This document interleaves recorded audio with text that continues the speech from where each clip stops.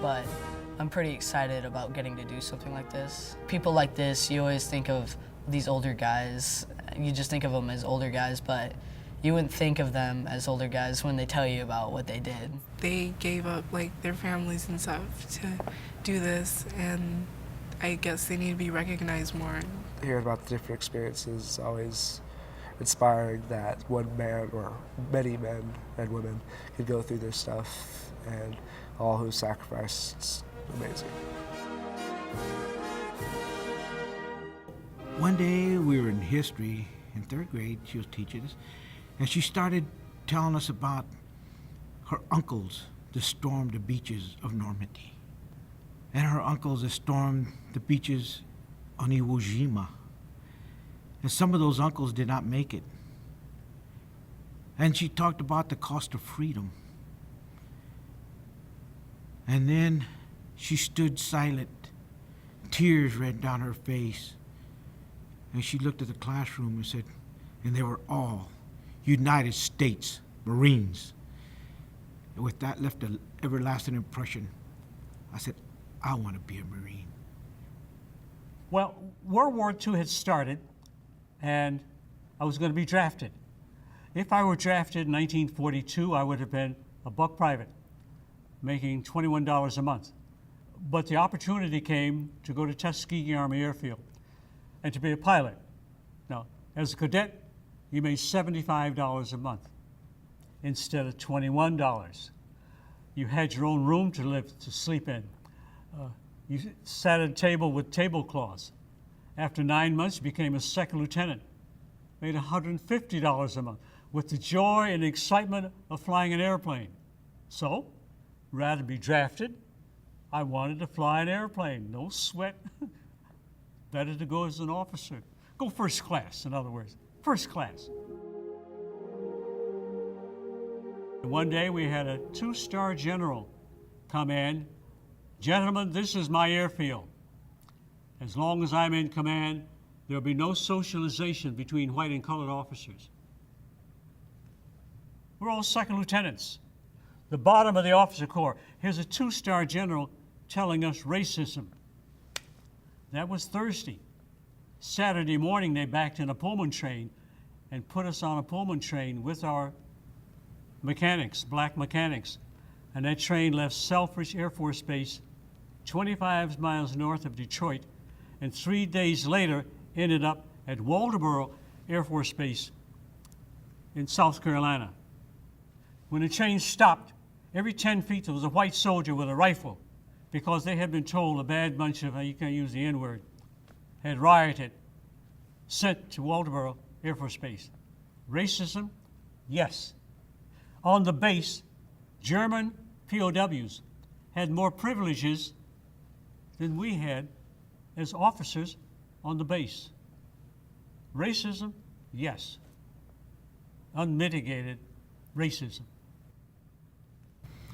I came back in a stretcher, medevaced, and I was at Camp Pendleton Hospital, and I was laying there, and both my legs were in casts, and windows were cut out to treat the wounds, and I was laying there and I was watching TV, and in '68 the Mets, the New York Mets, had won the World Series, and I seen that these ball players were getting a huge ticker tape parade right down New York Avenue, riding in these beautiful cars, and people were cheering them, and I looked across.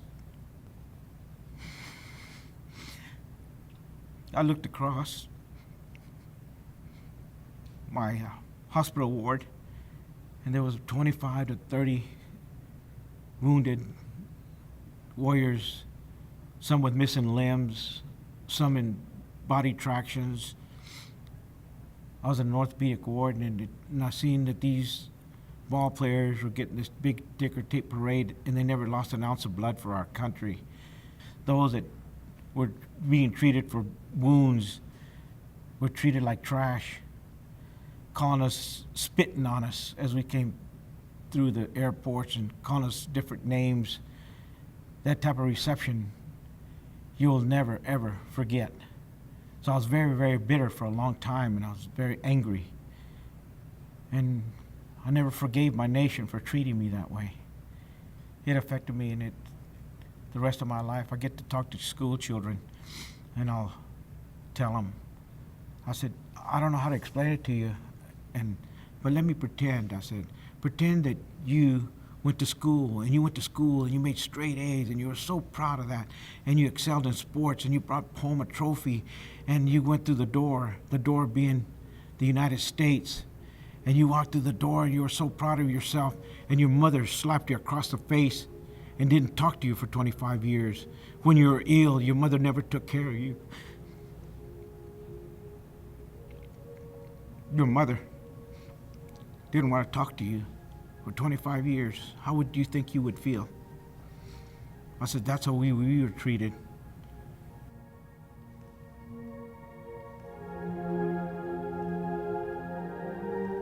Racism. And we had just had to fight it with the determination to end it. That's what happens. And today we're still telling women, you still have a way to go. Because the women in the United States, females only make 75% of what a man makes. I'm talking about black or white, but these are the figures. I often ask young people, what year did white women get the right to vote? And the kids look at me and say, oh, man.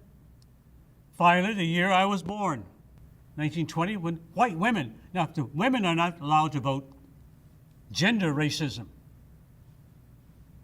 where black people, all these years, killed, Medgar Evers killed because he was out trying to get black people to register to vote. These are things we had to fight. And let these young people today know they still have a long way to go. I support the Gold Star and Blue Star families.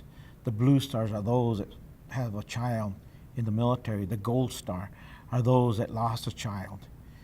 And we do a motorcycle run across the United States. This is our 7th year.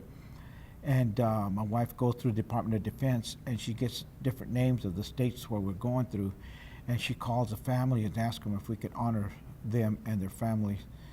And I make these necklaces, and I give them away to the families, even to the child of the fallen, as part of their healing. So and to me, I get blessed with it. Our Creator blesses me.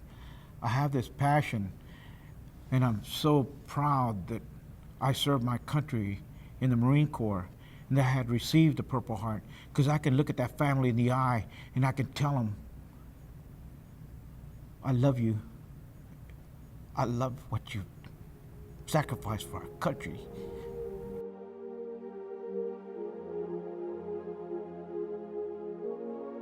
I've always thought of Veterans Day as, hey, I get a day off of school. Not as these people fought for our country, they've given up everything almost just to fight. Like spreading the word basically, so that people know that it's not just a day where you just don't go to school and stuff, where you actually have to recognize what these people have done. But looking at the older kids, some of the questions they asked were wonderful, and just the look of surprise on some of their faces when they told these stories. And just, it's wonderful to have these sort of things going on at this school.